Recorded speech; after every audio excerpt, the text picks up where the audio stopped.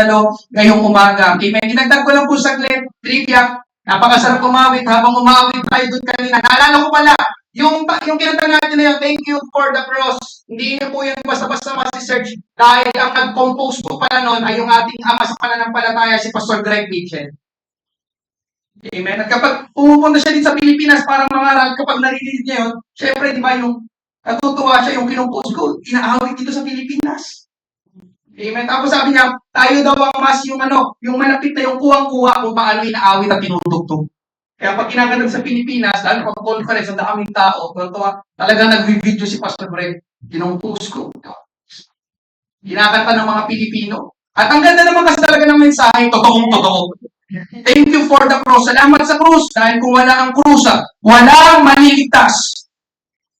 Praise God. Ngayong umaga, bago po tayo sa salita ng Diyos, John chapter 11, verses 1 to 6, tapos 17 hanggang 23. Meron pong isang lalaki, ang pangalan niya ay si Neil Martin.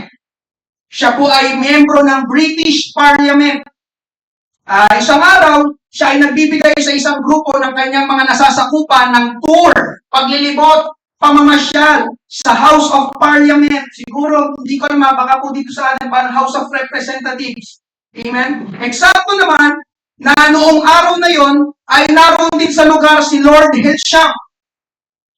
Kasi nga po, itong mga British o nasa United Kingdom, yung sila ay mga royalty. Kaya ang pangalan nila ay tinutugtungan sa unahan ng Lord. Pero hindi na totoong pangalan niya. Si Lord Hitcham, ang kasalukuyang Lord Chancellor. Ang Lord Chancellor po ay isang mataas na posisyon, katungkulan sa kanilang pamahalaan.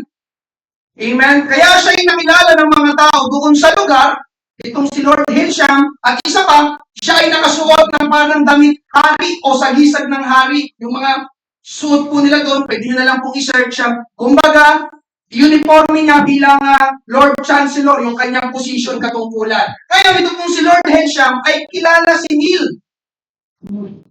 Kung kanyang pinanggit ko na tao, siguro pwedeng kaibigan niya, at nakita niya na naroon si Neil. Pagkita niya, si Neil. Kaya sumigaw ng napakalakas si Lord Hitcham. Sabi niya, Neil! At lahat ng mga tao na nandoon sa lugar na nakarinig, nang walang pagtatanong, ay lumuhod na lahat.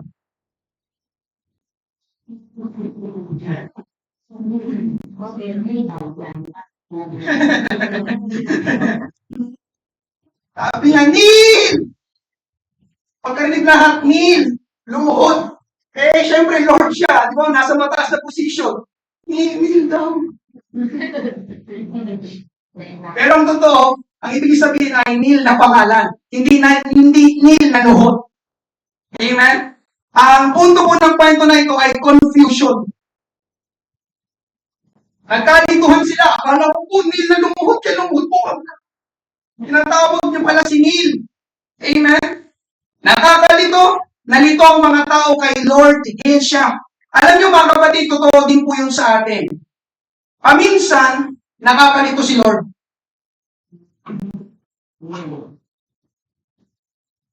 Tama? Tama? Tama?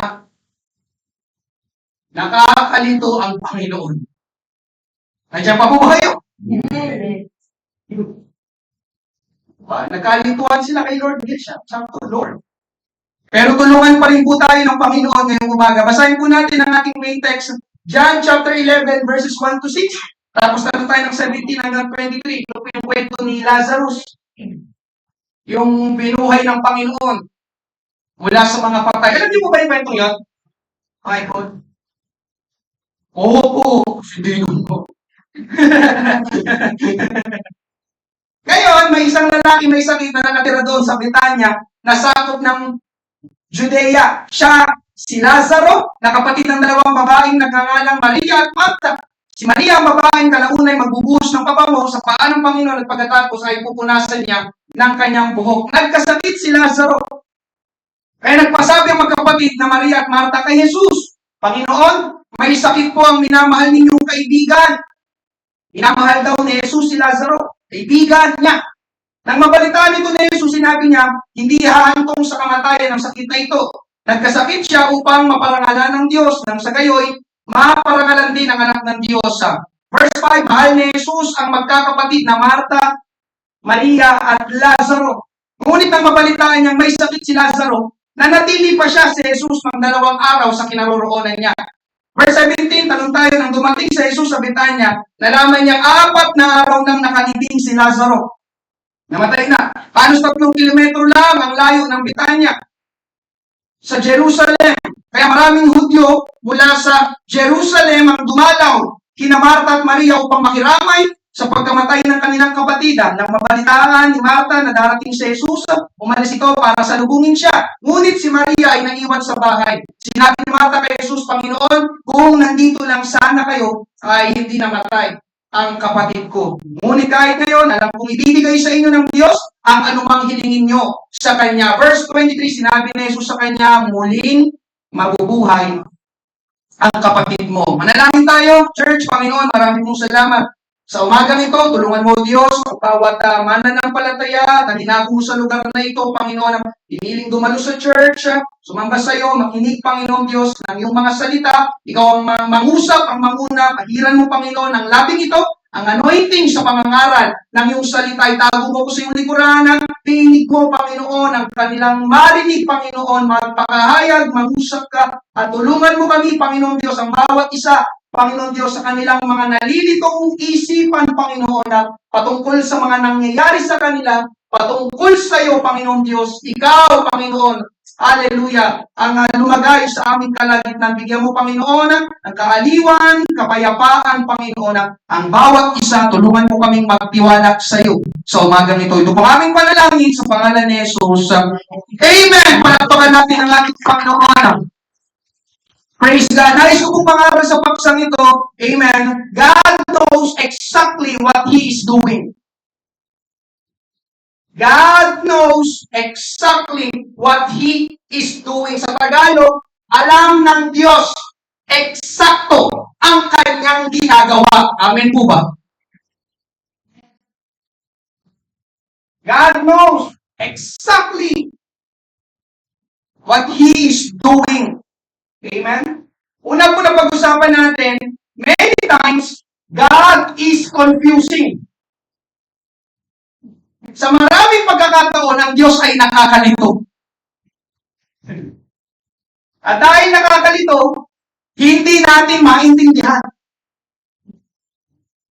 Sa ating binasa, merong 3 magkakapatid, si Lazarus, Marta at Maria. Sabi sa verse 5, mahal ni Jesus ang magkakapatid na ito. Nabasa niyo po ba kanina? Mahal ni Jesus ang magkakapatid na ito. Ngayon mga kapatid, si Lazarus ay nagkaroon ng malubhang sakit na nakamamatay. At alam ng magkakapatid na ito na ang Panginoong Jesus ang may kayang gawin na pagalingin siya. Kaya agad nilang ibinalita sa Panginoon ang kalagayan ni Lazarus na umaasang tutugon ang Panginoon at pagagalingin siya sa kanyang malubhang sakit.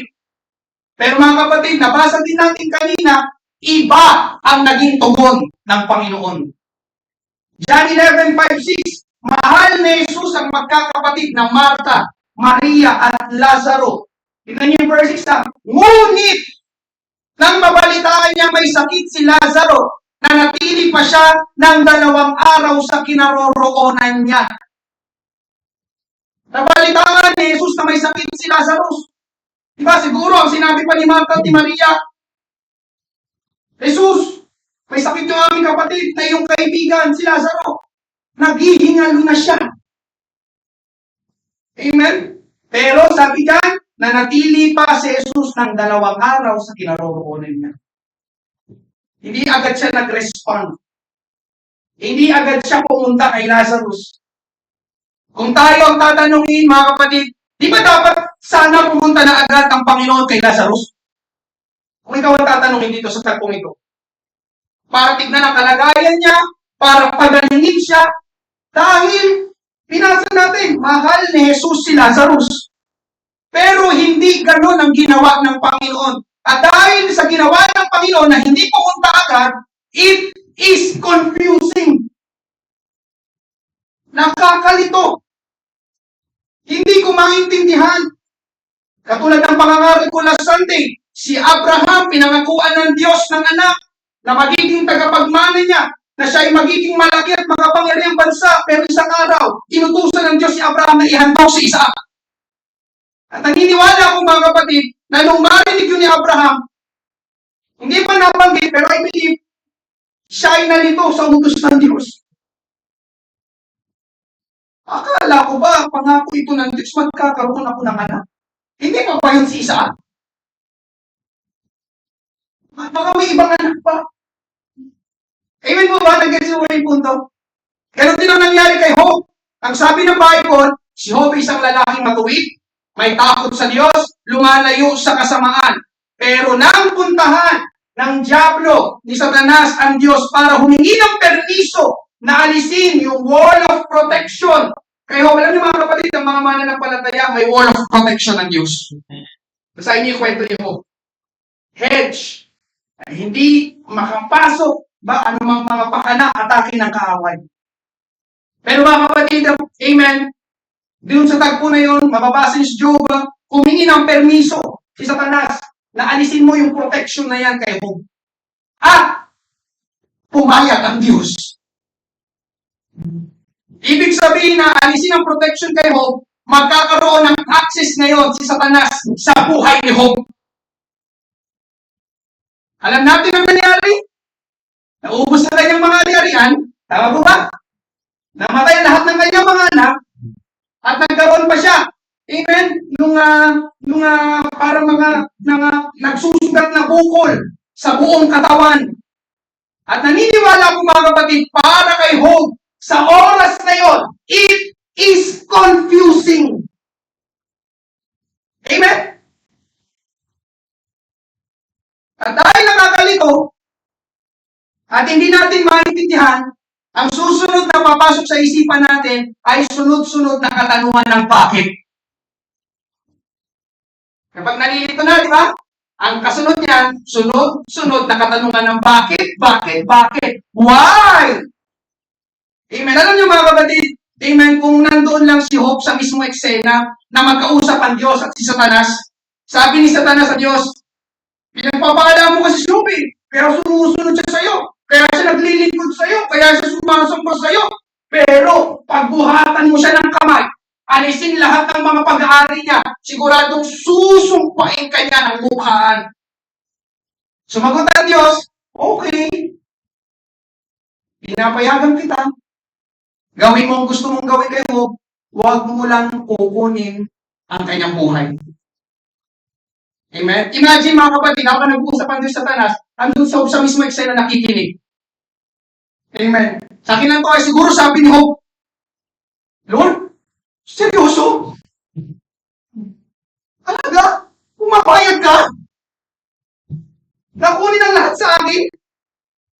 Lord, pagtapos ng lahat ng pagsunod ko sa iyo, paglilingkod ko sa iyo, pagsamba ko sa iyo, lumayo ako sa kasamaan. Ganito mangyari? Bakit, Lord? Amen? Kurado ka lang doon si Job, di ba? Lord, pumayag ka.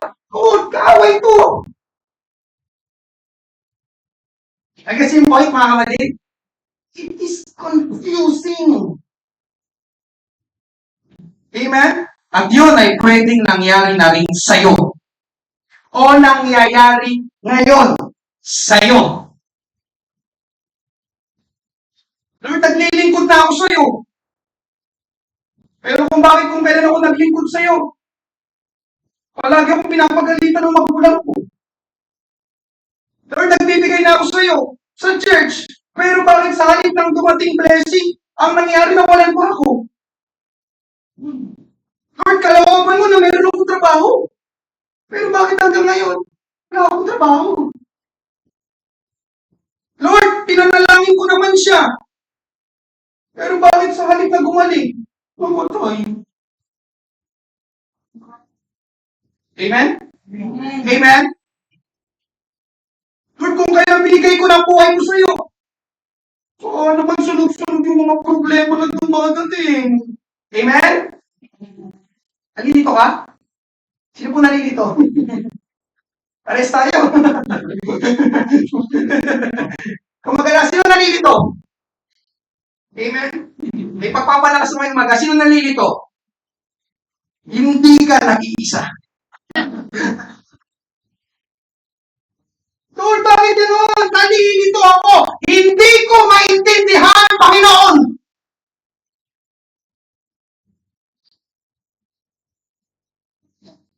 Kung bakit sabay-sabay na kaming dumadalo ng pamilya, tsaka naman bakit gano'n? Para kaming nag-aaway palagi, hindi magkasundo. Napapansin niyo ba yung mga kapatid? It is confusing, it is mind-blowing, I don't get it, I don't understand. What's the point? God, why?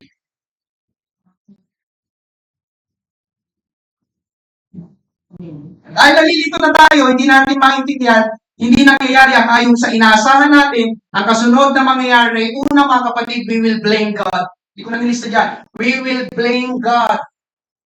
Sisisihin. John 11, 20 to 21, ang mabalitaan ni Martha na darating si Jesus, umalis ito para salubungin siya. Ngunit si Maria ay naiwan sa bahay. Sinabi ni Martha kay Jesus, Panginoon, kung nandito lang sana kayo, ay hindi namatay ang kapatid ko. Amen. Parang ganito mga kapatid, Panginoon, nung nakaraan ko pa sinabi sa iyo na manubahan ang sakit ng kapatid ko. Pero ngayon lang kayo dumating. Kung napaaga lang po kayo, buhay pa sana yung kapatid ko. Ba yan? May pinupunta dyan? Hindi ko po maintindihan bakit ngayon lang po kayo dumating. Kaya alam mo, Lord, kasalanan mo to eh. Amen. Di ba yung para sa sabi ni Martha? Ngayon, kung napaaga lang sana kayo ng dati, hindi namatay ang kapatid. Di ba? Pero totoo yan, sa likod niya parang sinisisi niya ang Panginoon. Ganun din ang sinabi ng isa pa niyang kapatid, si Maria.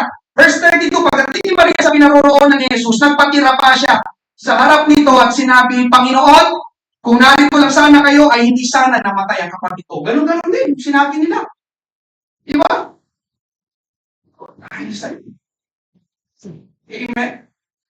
Alam niyo mga kapatid, totoong-totoo ito, kapag nalilito na ang tao, hindi na natin naiintindihan ang mga nangyayari. Alam niyo, ito yung nakakapagtaka sa atin, sa ating mga tao. Pag nalilito na tayo, hindi na natin naiintindihan yung mga nangyayari. Di ba? Ang unang sinisisi natin ang Diyos. At kasama pa minsan ng paninisi ay galit. Amen. Kahapon, natanong ni Clyde, si Charles Darwin. Si Charles Darwin po nag-imbento ng evolution theory na nagsasabi na ang tao ay galing sa hayop. Partikular yung unggoy. Pero mga kapatid, hindi ko po pinaniniwalaan yun. Wala akong ninuno na unggoy. Kung payag ka, ikaw yan. Huwag mo kong idamay. Amen? Pero hindi ko pinaniniwalaan yun. Yun ay isang malaking kasinungalingan. Hindi tayo hayop. Kasi yun ang evolution theory. Galing ang tao sa hayop. So, lumalabas, hayop tayo. But no, mga kapatid, I believe in the Bible. And I believe that there is a Creator, God. And I believe, amen, that God separately created animals and humans. Magkahiwalay na nilikha ng Diyos ang hayop at tao. Yun ang sinasabi ng Bible. Amen. Natanong ngayon ni Clyde kung atheist daw pa si Charles Darwin. Ang atheist ay taong hindi naniniwala sa Diyos o may Diyos. Ayon sa mga pag-aaral, yes, atheist si Charles Darwin. Pero alam niyo mga kapatid, kung babasahin niyo ang kanyang talambuhay, si Charles Darwin ay may background ng pagiging Christian.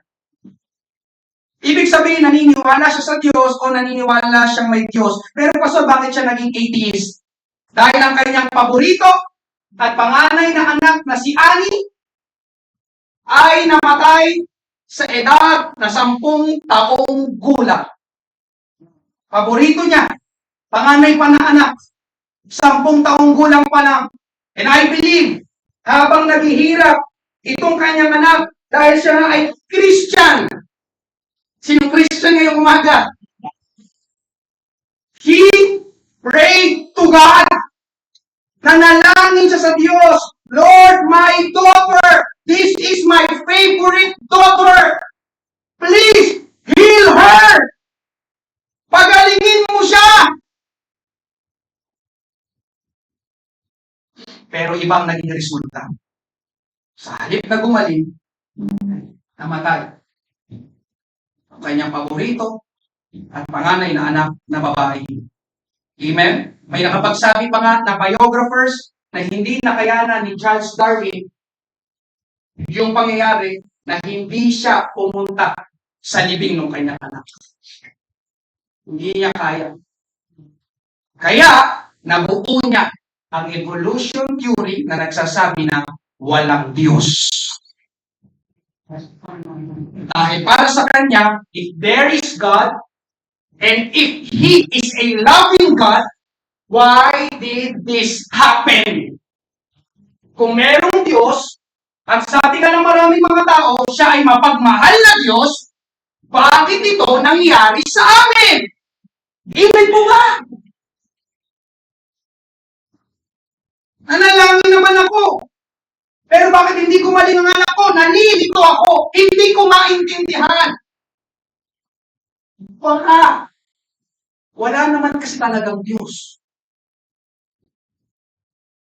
Tandaan niyo ito mga kapatid, lista mo na lang, hindi ko na nilagay dyan. Many people don't believe in God today because of their past painful experiences. Ganon lang naman yun. Most commonly, many people don't believe in God today because of their past painful experiences. Maraming mga tao hindi na naniniwala sa Diyos ngayon ay dahil sa kanilang nakaraang masakit na pangyayari. Nandiyan pa po ba kayo? Nasaktan sila, kaya sinisisi nila ang Diyos. Amen? Yun ang nararamdaman na magkapatid na Marta at Maria. Nabasa natin kanina, mahal sila ni Jesus.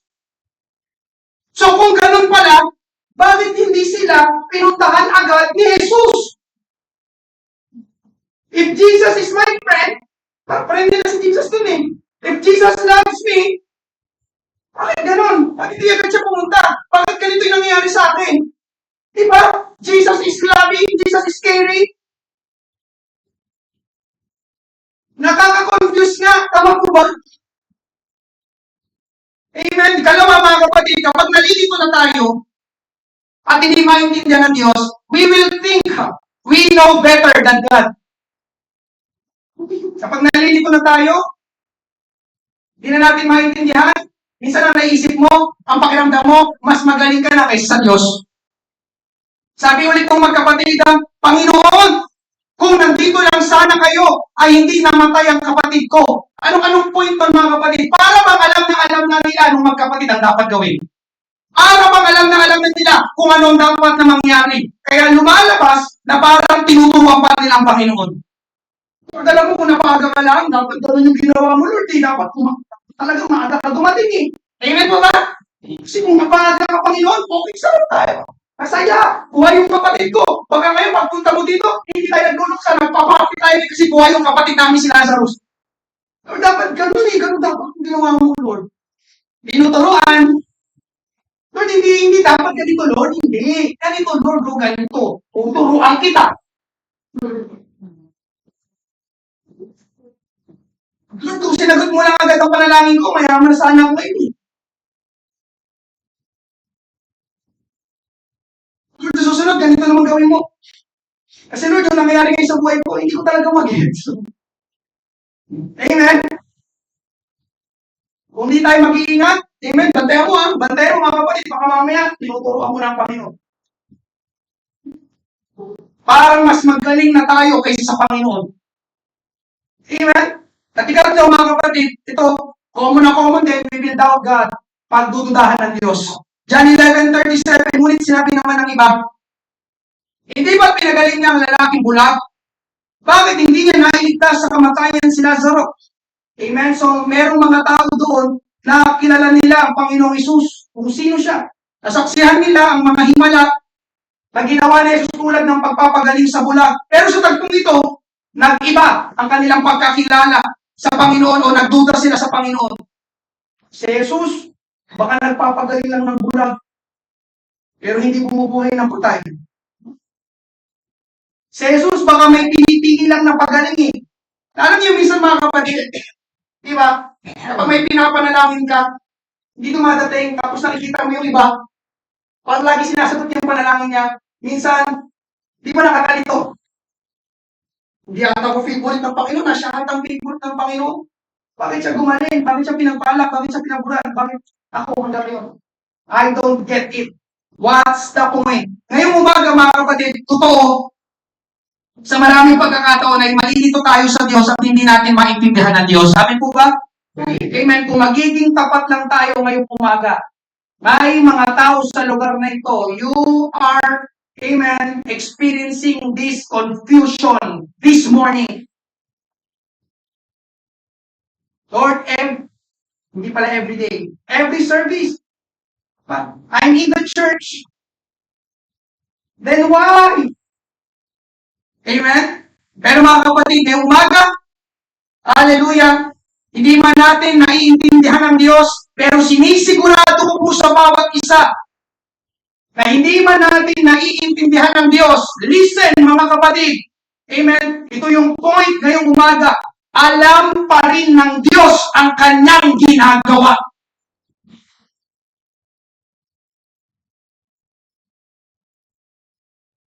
So naniniwala na totoo yun. Gusto ko makita ang kamay. Alam pa rin ng Diyos ang ginagawa niya. Pangalawa, pag-usapan natin, God knows exactly what He's doing. Amen? Mahalagang tandaan mga kapatid, kung hindi mo pa kilala ang Diyos ngayong umaga, hayaan mo ipakilala ko siya. Marami pong katangian ng Diyos. Pero merong tatlong katangian ang Diyos na siya lang ang nagtataglay. Marami pong katangian ng Diyos pero merong tatlo. Most commonly, yung tatlo na yun, kilalang kilala. Amen? Na siya lang ang nagtataglay.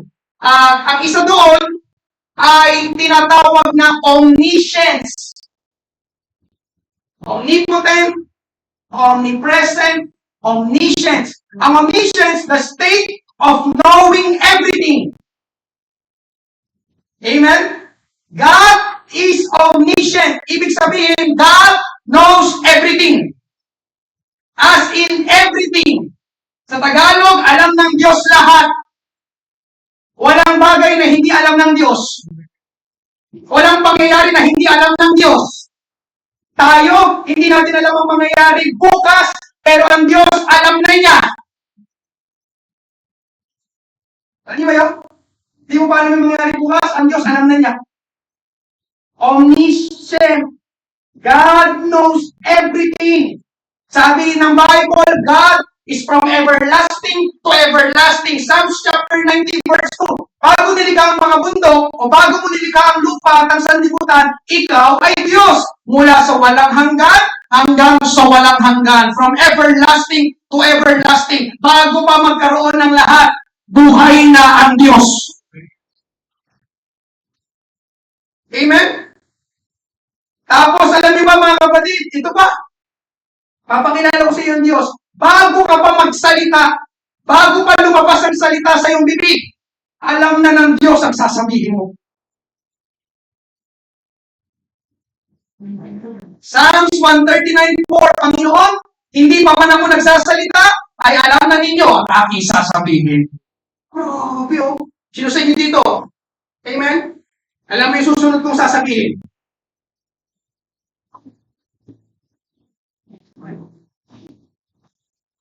Ang Diyos, bago ka pa daw magsalita, alam niya yung salitang lalabas sa bibig mo. Amen? Mga kapatid, alam ng Diyos ang lahat. Hindi nagugulat ang Diyos sa mga nangyayari. Ay, namatay na pala si ano. Di ba nagulat tayo, pero hindi ang Diyos. Ay, lumindol pala kanina. Di ba? Hindi natin alam, pero alam ng Diyos. Alam niyo mga kapatid, pati ang nangyayari sa ibang bansa ngayon, alam ng Diyos. Sa buong mundo, alam ng Diyos ang nangyayari. Alam ng Diyos ang nangyayari sa Amerika, sa Iran, sa Israel, sa mga katabi nating bansa dito sa Southeast Asia, alam ng Diyos ang lahat ng mga nangyayari. Pati nga ang tumatakbo sa isipan mo ngayon, alam ng Diyos.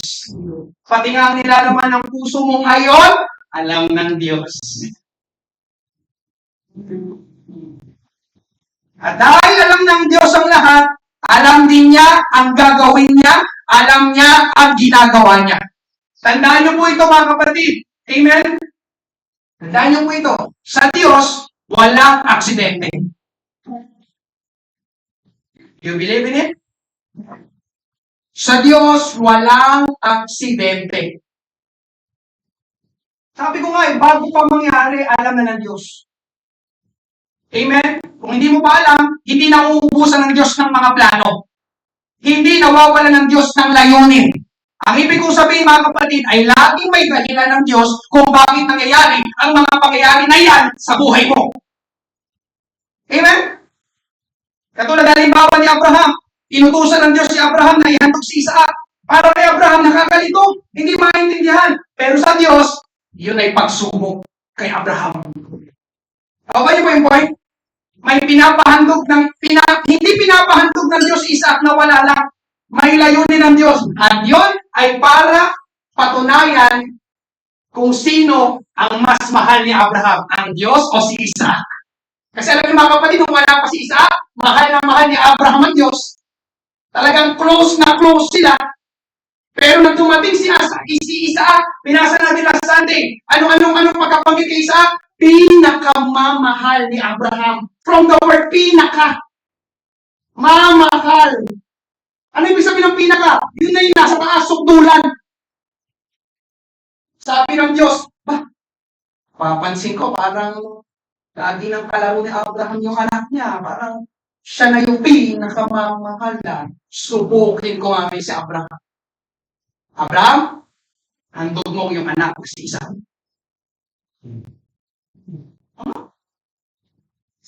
Ha? Nandiyan pa po ba kayo? Amen. Hindi wala lang. Amen? Ganon din kay Job. Halos nawalang lahat sa kanya. Para kay Job, nakakalito. Hindi ko maintindihan. Pero para sa Diyos, mga kapatid, gusto niyang patunayan kay Satanas, ang Diyos, na kahit naghihirap na si Job ay mananatili pa rin sumasamba at naglilingkod sa kanya. Kaya pinayagan niya, okay. Kasi sabi sa Satanas, pag pinahirapan mo yan, wala na yan. Mawawala na yan sa church, hindi ka na niya kilala. Amen. Hindi na sasamba sa'yo. Sige, subukan mo. Pahirapan mo, bigyan mo ng problema. Sabi ng Diyos, kilala niyo si Job. O sige, napayagan kita. At salamat. Alam natin ang kwento. Hindi binigo ng Job ang Diyos. Pagkatapos mawalang lahat sa kanya, pag binasa niyo yung kwento niya, ang una niyang ginawa, nagpatira pa, sumamba sa Diyos. Kaya ba natin gawin yun? Sana. Amen po ba? Punta tayo kay Joseph the Dreamer. Panaginip siya. Yuyuko sa kanyang buong pamilya niya. Pero ang nangyari, pinagtangkaan siyang patay ng kanyang mga kapatid. Binenta siya sa ibang bansa. Amen.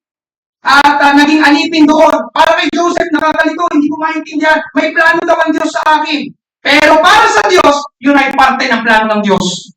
Kasi nung time na naginip si Joseph, mga kapatid, siya ay 17 years old pa lang. Ano ibig sabihin ng pastor? Nandun pa yung kanyang immaturity at pride. Pag binigay agad ng Diyos yung kanyang plano sa kanya, naluluhod ang kanyang buong pamilya, kasama ang kanyang tatay, nanay, 11 mga kapatid, baka magmalaki ang puso ni Joseph. Ano? Bunso pa ako yan, ha? Huwag kayo sa akin. Hindi. Kaya, pinadala siya sa bahay muna ni Potiphar at pinapasok siya sa bilangguan sa Ehipto. For 13 years. Bago ginawa ng Diyos sa kanyang, nung nakita niya, okay, prepared na, ready na, handa na si Joseph. Boom! Doon siya naging prime minister sa Egypt. Amen po ba? Amen? Sa ating main text, mga kapatid, hindi agad pinuntahan ng Panginoon si Lazarus. Para kay Martha at Maria, nakakalito. Akala ko mahal tayo ni Jesus. Hindi ko maintindihan. Pero para kay Jesus, meron siyang layunin. Ano yun? Una, para maparangalan ng Diyos at ang Panginoong Jesus. John 11:4. Nang mabalitaan ito ni ni Jesus, sinabi niya, hindi hahantong sa kamatayan ng sakit na ito. Nagkasakit siya upang maparangalan ng Diyos. Nang sa gayoy, maparangalan din ang anak ng Diyos. Nandun siya, bilang niya, nagkasakit siya. Atin po, pastor, ano ba sabi ng Bible? Nagkasakit siya upang. Amen? May layunin ng Diyos upang maparangalan ng Diyos. Kaya pwede pala mga kapatid, kapag nagkakasakit tayo, ang dulo pala yan ay pwedeng maparangalan ng Diyos. Amen? Ikalawa, para mas lalo silang sumampalataya kay Jesus, na si Jesus ay Diyos o ang anak ng Diyos. At para mas tumatag pa ang kanilang pananampalataya sa Diyos. John 11:14-15. Kaya tinapat sila ni Jesus. Patay na si Lazaro. Ngunit nagpapasalamat ako na wala ako ron. Pero ito, nagpapasalamat pa si Jesus, wala daw siya doon. Pasalamat ako, wala ako doon. Namatay si Lazaro. Bakit? Upang magkaroon kayo ng pagkakataon na lalo pang sumampalataya sa akin. Tayo na, puntahan natin siya. So makikita natin mga kapatid, mula sa ating binasa ay sinadya talaga ng Panginoon na hindi pumunta agad. Siya pa po ba kayo? Meron siyang pinaplano, meron siyang layunin, meron siyang gustong gawin, meron siyang gustong mangyari. Ganito po yan mga kapatid. Bakit hindi agad pumunta ang Panginoon nung may sakit si Lazaro? Kasi kapag ang tao ay may sakit, ilang tao lang ang bumibisita. Minsan nga ay wala pa. Tama po ba? Pero kapag ang tao ay namatay, doon pa lang sila magpupunta. Ganun ang tao pa minsan, mga kapatid, no? Kapag wala na, kapag patay na, tsaka lang maaalala. O, wag nang maging sempi, hindi ko yung pangangaral ko. Pero biblical po yun, mga kapatid, na marami ang pumupunta o nakikiramay kapag may patay. John 11:19. Kaya maraming Hudyo mula sa Jerusalem ang dumalaw kina Marta at Maria upang makiramay sa pagkamatay ng kanilang kapatid. Yung word na marami, yun ang gustong mangyari ng Panginoon. Maraming tao ang pumunta kina Marta at Maria. Kaya sinadya ng Panginoon na hindi pagalingin si Lazarus na may sakit para mamatay talaga si Lazarus. Amen? At kapag namatay si Lazarus, doon pupunta ang Panginoon sa lugar nila para mag-perform ng miracle. Para magsagawa ng himala. Anong himala, Pasto? Ang patay, bubuhayin. Sabi ng Panginoon, ayoko nang may sakit lang. Madali yan para sa akin. Gusto ko yung patay na bubuhayin ko. Sabi niya, hintay natin mamatay. Wala eh, konti yung tao eh. May sakit lang eh. Hintay natin mamatay, magpupuntahan yung mga Hudyo na yan. At makikita nila ang gagawin ko. Nakukuha nila yung kwento? Yeah. Gusto ng Panginoon na marami ang makasaksi ng himala na yon. Anong layunin ng Panginoon? Una, na hindi siya nagpapagaling lang ng mga may sakit, kundi kaya niya rin bumuhay ng mga patay. Sa tagpo na ito. Amen? Ikalawa, na makilala at papatunayan na si Jesus ay hindi lang ordinaryong tao, kundi siya ay talagang Diyos. Amen? Jesus is God in the flesh. Dahil walang tao na makakagawa na buhayin ang patay na tao. Kung mapapansin niyo mga kapatid, sa ating binasa, para maintindihan ninyo, 4 na araw ng patay si Lazarus. May ibig sabihin po yun. Napasa niyo ba kanina, 4 na araw na siyang patay? May paniniwala po ang mga Hudyo. Ang kaluluwa daw ng taong namatay, sa kanilang paniniwala, ay pwedeng bumalik sa kanyang katawan sa loob ng 3 araw. Yung kaluluwa daw, paligid-ligid lang doon sa katawan ng tao. Pero yun po ay walang matibay na kasiyan o sinabi sa Bible. Kung paniniwala pa, mahihi nila. At kapag sumapit ng 4 na araw at patay pa rin yung namatay, ibig sabihin, patay na talaga siya. Ano ibig sabihin ng patay? Wala nang pag-asa. Amen po ba? Patay na nga eh. Amen? Wala nang pag-asa mabuhay. Kaya dumating ang Panginoon sa 4 na araw, para bang sinigurado ng Panginoon na patay na talaga si Lazarus. Amen? Kasi may ang Bible talaga mga kapatid, kapag pinag-aralan, sa mga gustong mangaral. Bakit ano yung 4 days na yun? Amen? Hallelujah. Kaya nga sabi ni Marta, John 11:39, pagdating nila roon, sinabi ni Jesus, alisin ninyo ang bato. Sumunod si Marta, na kapatid, nang namatay. Panginoon, tiyak na nangangamoy na po ngayon ang bangkay. 4 na araw na po siyang nakalibing. May significance, may ibig sabihin, 4 na araw, ibig sabihin, wala na. Panginoon, nung second day, nung first day, nung second day, nung third day. Yung pag-asa pa mabuhay po sana yan. Pero 4 na araw, baka nangangamoy na nga po yung bangkay mo. Kaya nang buhayin ng Panginoon si Lazarus, mga kapatid, walang naidahilan ng mga Hudyo. Hindi na sabi ng mga Hudyo, bumuhay, pangalawang araw pa lang kasing patay. Pwede pa talaga yung mabuhay. Hindi, sinigurado ng Panginoon, sa 4 na araw ako pupunta. Yung talagang patay na talaga siya. Si Lazarus, nakuha niyo po yung point? At ikatlo, mas mapatatag ang pananampalataya ng mga Hudyo kay Jesus. Amen? Na siya ang Panginoon na kayang gumawa ng posible sa mga imposible. John 11, 43-45, pagkasabi niya dito, sumigaw siya, Lazaro, lumabas ka! Uy po, nakusan talaga ng Panginoon yung patay. Lazaro, lumabas ka! Yung libingan po kasi nila noon sa ancient times ay parang mga kuweba. Hindi po katulad ng mga libingan natin ngayon. Amen? Kaya po, siya parang sa kuweba si Lazaro, lumabas ka! At lumabas nga, ang namatay na si Lazaro, na nababalot pa ng telang lino, ang mga kamay at paa, at may takip na tela ang mukha. Sinabi ni Jesus sa kanila, kalagan niyo siya para malayang makalakad. Nabuhay talaga. Ay mga, kalagan niyo na, okay na yan. Yung ano, alam niyo yung parang binalutan ng maraming tissue ko. Para makalakad ng maayos, tanggal yung tissue. Okay na yan, sabi ng Panginoon. Amen. Verse 45. Tingnan niyo mga kapatid, ito yung purpose ng Panginoon. Marami sa mga taong dumalaw kina Maria ang sumampalataya na makita nila yung ginawa ni Jesus. Amen. Ibig sabihin, mas naniwala sila kay Jesus. Lumakas, tumatag ang pananampalataya nila kay Jesus. Siguro yung mga tao doon, di ba, nagsabi, baka nanlaki yung mga mata. Siguro yung patay na buhay. Nakanganga pa siguro. Diyos na ito! Diyos na ito! Walang makakabuhay ng patay kundi ang Diyos lang. Diba? Siguro sinasabi nila, diba, napalakas na steer yung faith nila. Siguro sabi nila, pinubuhay mo, kung nagawa niyang posible ang imposible, kung nagawa niyang madali ang mahirap, yung mga problema natin ngayon, kaya niyang solusyonan. Diyos ito! Diyos ito! Yung mga kailangan natin kaya niya rin tugunan. Diba siguro lahat sila doon, nagpalakpakan, nagpuri. Jesus, naniniwala na kami sa'yo.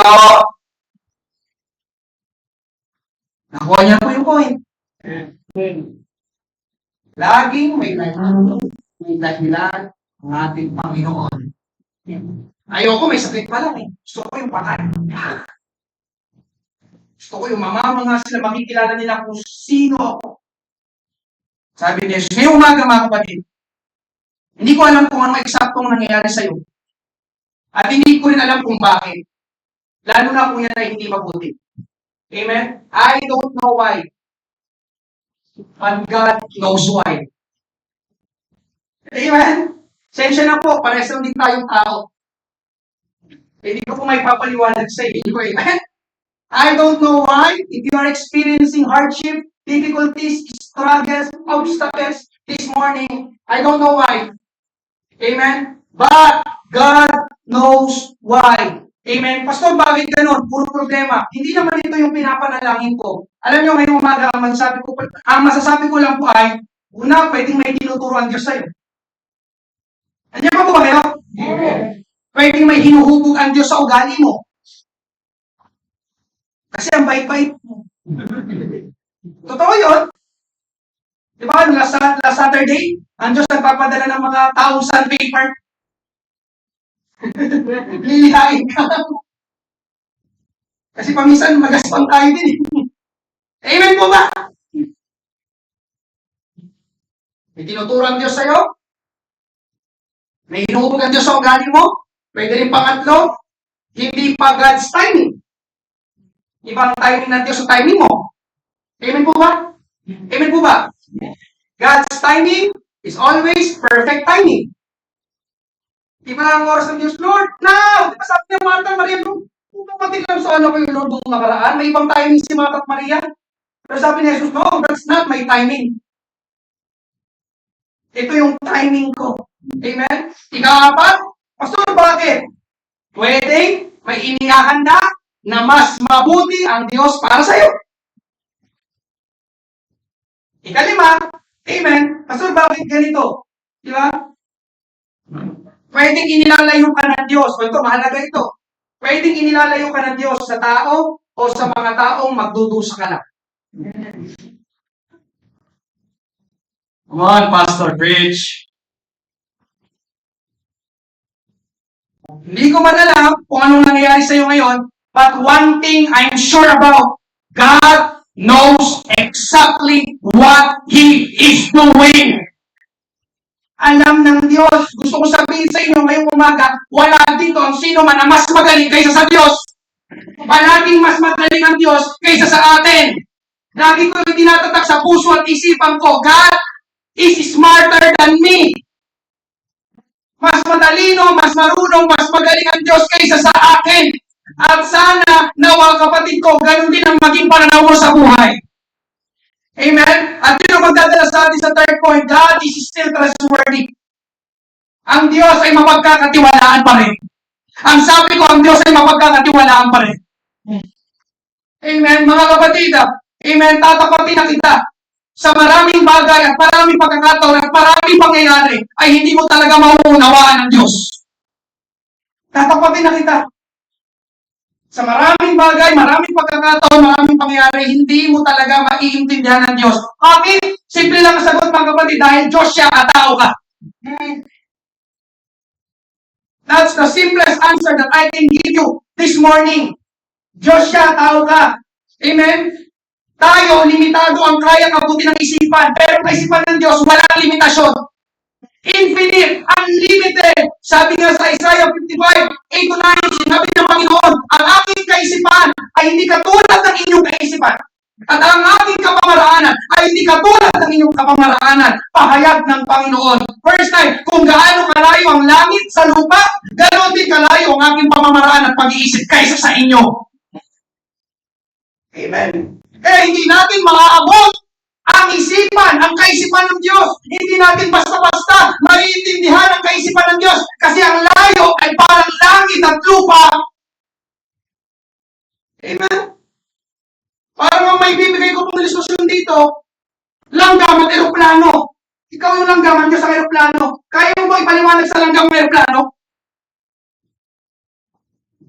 Kano kalit ang langgam? Ano kalaki ang aeroplano? Ito mo ituro, langgam. Ito aeroplano, ha? At ang maliit ang langgam, for sure maliit ang utang. Amen po ba?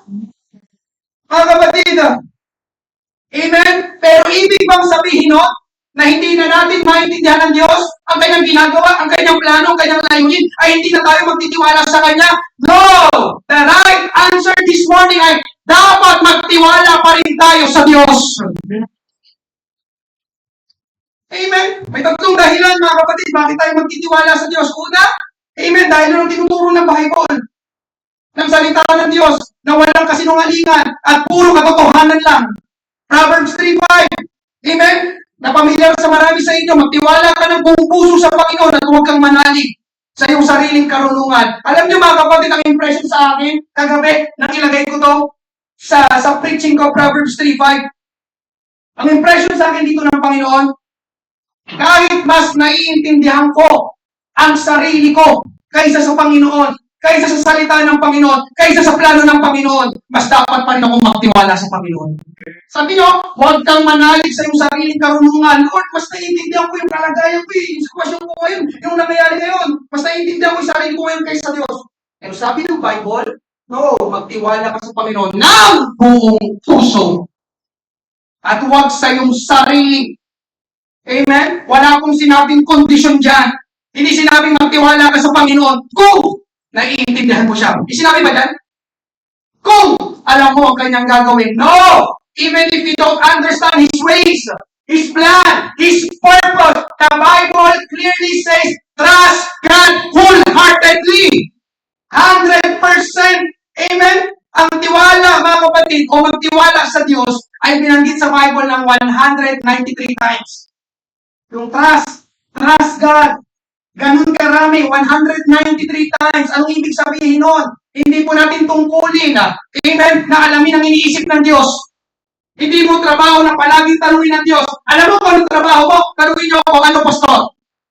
Ang duty mo, ang trabaho mo, magtiwala ka sa Diyos. That's your duty.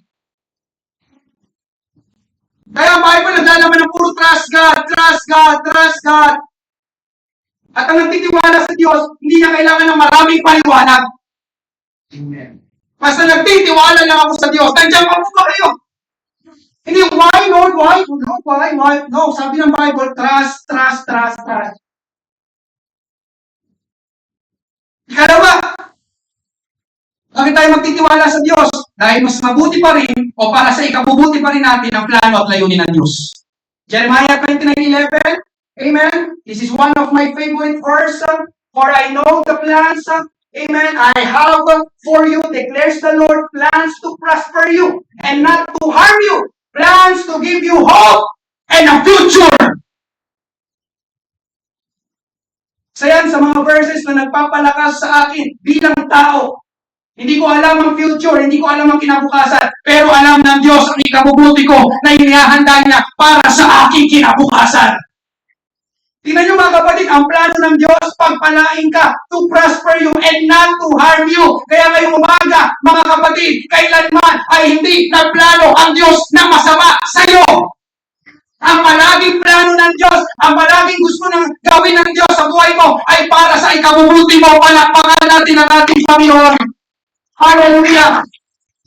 Ang kanyang plano palaging mabuti. Or I know. Tingnan nyo, I know. Sabi ng Diyos, I know. Ikaw hindi mo alam, pero ako, I know. Sabi ng Diyos, I know. Lord, bakit? I know. Lord, why? I know. Diyan mo po ba kayo? Hindi. Kumusta naman yung boss ko? I know. Kaya bakit madali sa akin magtiwala sa Panginoon? Because God knows. I know. Alam ko kung bakit mangyayari sa iyo ngayon yan. I know. Pero ang plano ng Diyos, mabuti. Diyan pa po ba kayo? Ikaw hindi mo alam. Nagagaling-galing ako na. Yes! Amen po ba? Pero ang Diyos, God knows everything. Amen? Ikatlo mga kapatid, magtitiwala tayo sa Diyos dahil simple lang, mapagkakatiwalaan ng Diyos. God is trustworthy, God is faithful, God is reliable. Sa aking pagtatapos, mga kapatid. Amen. Merong isang lalaki na umakyat sa bundok. Kaya lang, amen, siya ay ginabi na. Papauwi. Kaya nung siya ay papauwi, amen, gabi na, sa mga bundok, wala namang mga street lights. Tama po ba? Kaya madilim. Kaya habang papauwi ang lalaki na ito, dahil hindi niya gaanong naaninag, nakikita pa niya dinadaanan, nahulog siya sa bangin. Pagulong-gulong siya. Buti na lang, sa kanyang pagulong-gulong, ay mayroon siyang nahawakan na parang lubid. Amen? Kaya nangyari, di ba? Napakamit yung lalaki at napahawak siya sa parang lubid. Kaya lang siya ay nakalambitin. Diba? At dahil sa pagiging desperado, kasi nga, madilim. Di ba? Hindi niya nga alam kung hawak niya. Kaya baka ahas ito. Di ba? Pagtitingin sa taas, wala siyang makita madilim. Pagtitingin siya sa baba, wala siyang makita madilim. Kaya dahil sa kanyang desperado na kalagayan, nagsimula siyang tumawag sa Diyos. Sabi niya, God!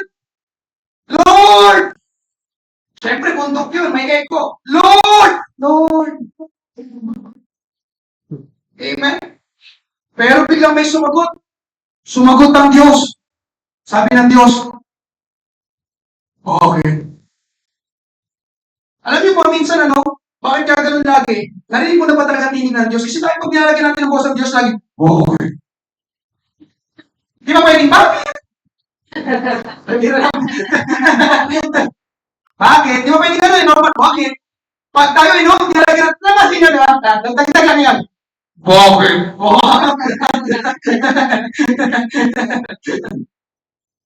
Nagtanong yung lalaki. Ikaw ba talaga yan, Lord? Amen? Sabi ng Diyos, oo, ako ito.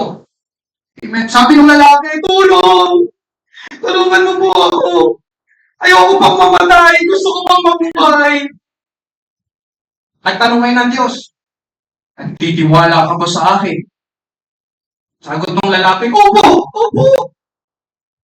Sabi ng Diyos, talaga? Sagot ng lalaki, opo! Nagtitiwala ako sa iyo! Sumagot ulit ang Diyos, talagang?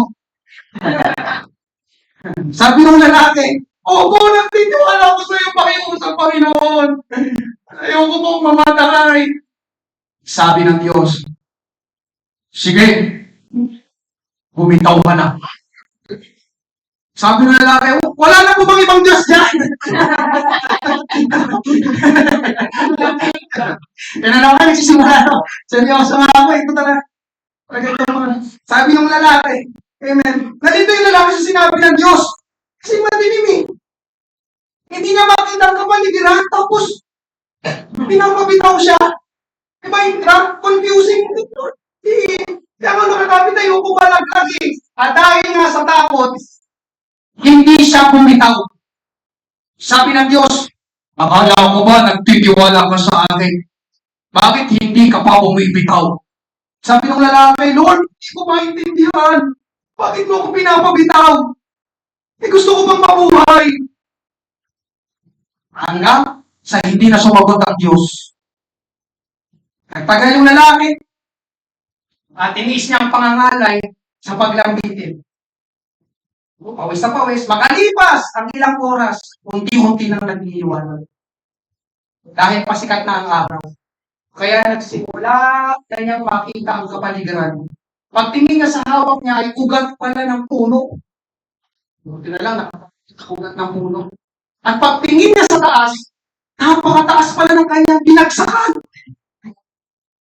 Pero pagtingin niya sa baba, dalawang dangkal lang ang agot niya sa lupa.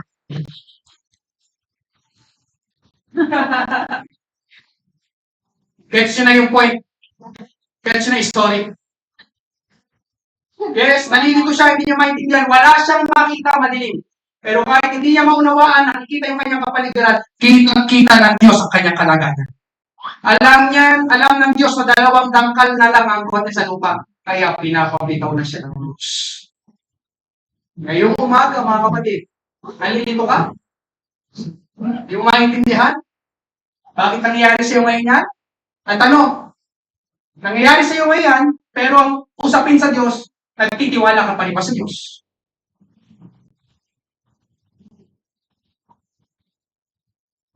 Amen? Alam niyo yung lalaki na yun, kung bumitaw lang siya, nagtiwala sa Diyos, amen, nakauwi siya kagad. Nakatulog pa siya sa kwarto niya ng pahimbing. Amen mo ba? Pero tiniis niya yung paglalambit. Hindi, ayoko. Okay, pagtingin niya, dalawang dangkal na lang pala. Amen? Mga kapatid, amen, magtiwala pa rin tayo sa Panginoon dahil alam ng Panginoon ang kanyang ginagawa. Alam pati ng Panginoon kung ano yung kanyang sinasabi sa aklat na ito. Di ba, pamisan hindi mo maintindihan, ha? Handa? Yun yung sabi ng Panginoon. Pero handa ka pa rin ba magtiwala sa Kanya? O gusto mong nananatiling nakalambit din sa sitwasyon mo na yan na nahihirapan? Amen? Amen? Amen? Pangmuli, pagkatapos, i-picture nyo na lang po. Amen? Oh, God will never make a move in your life that will not be for your good. Sometimes, we may not agree with what is going on. Diba, paminsan hindi tayo sumasangayon sa kung ano yung nangyayari sa atin.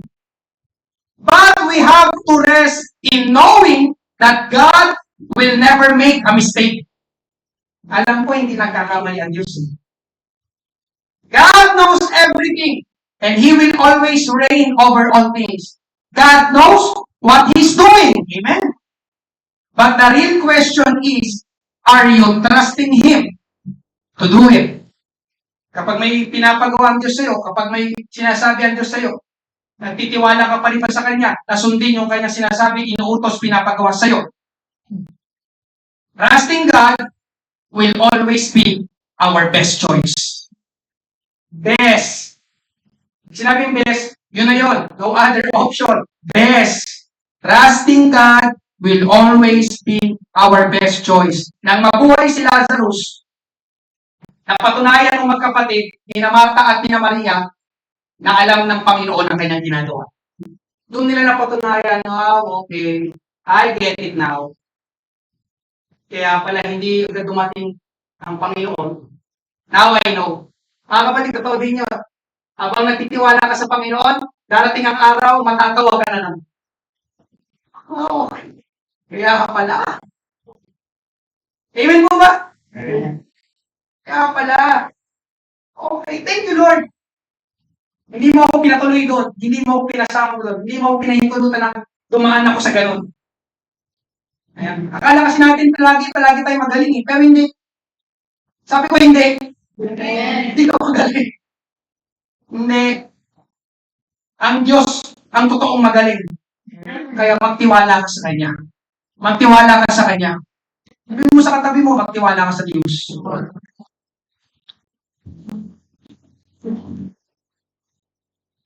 Sasagot ng isa, ewan ko lang. Nalilito na ako eh. Amen. Palakpakan natin ang ating Panginoon. Habang bawat sa inyo. God knows exactly what He is doing. Grabe. Thank you, Lord. Lord, darating ang araw.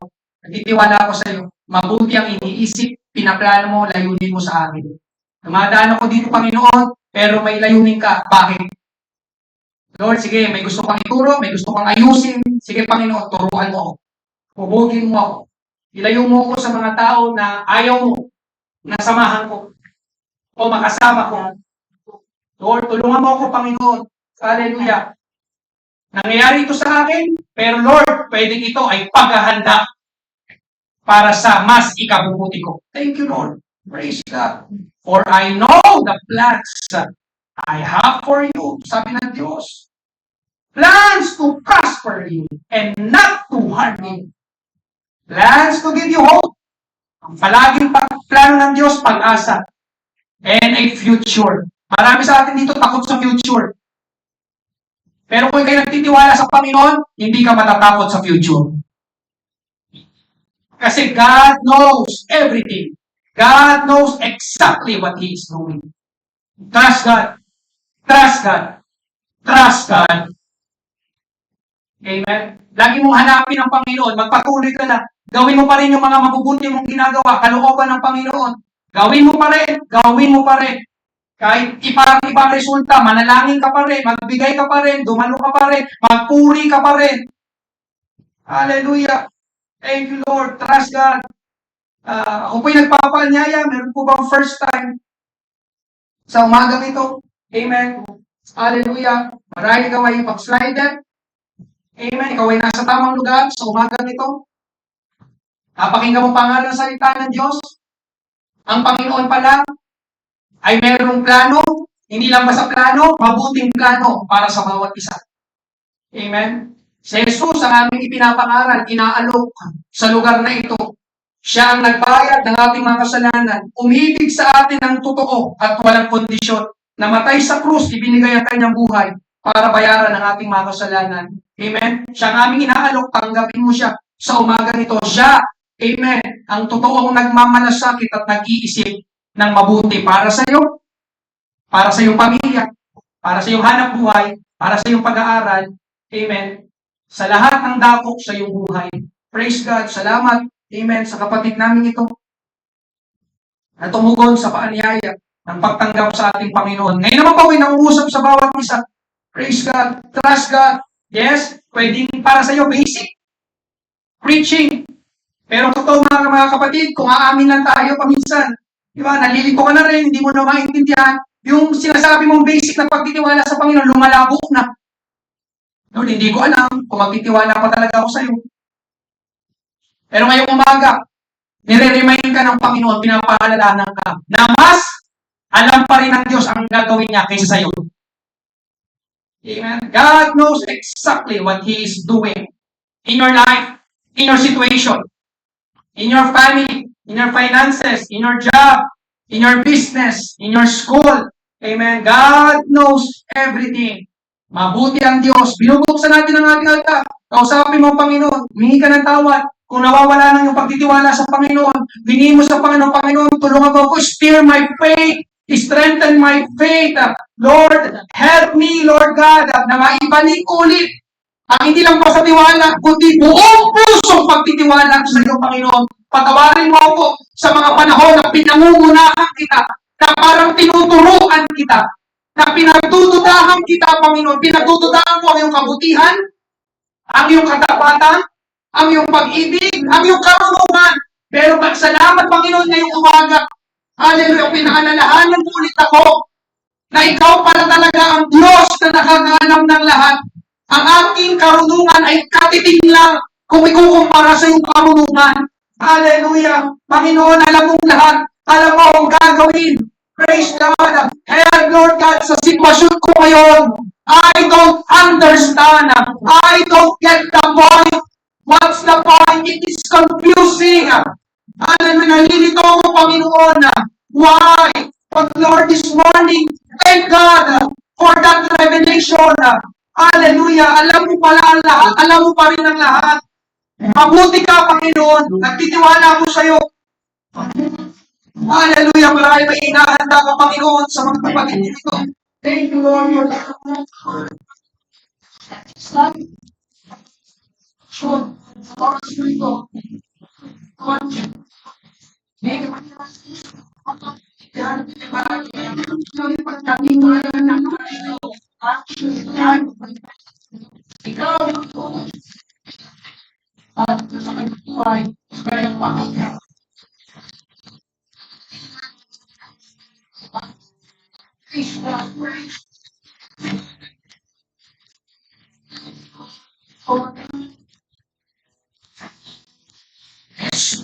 At magsita yung lahat.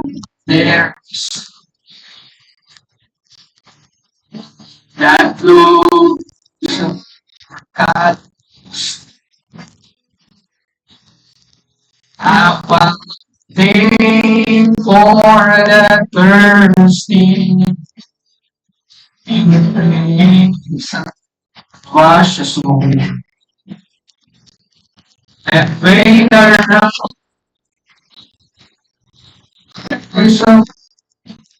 Let faith around.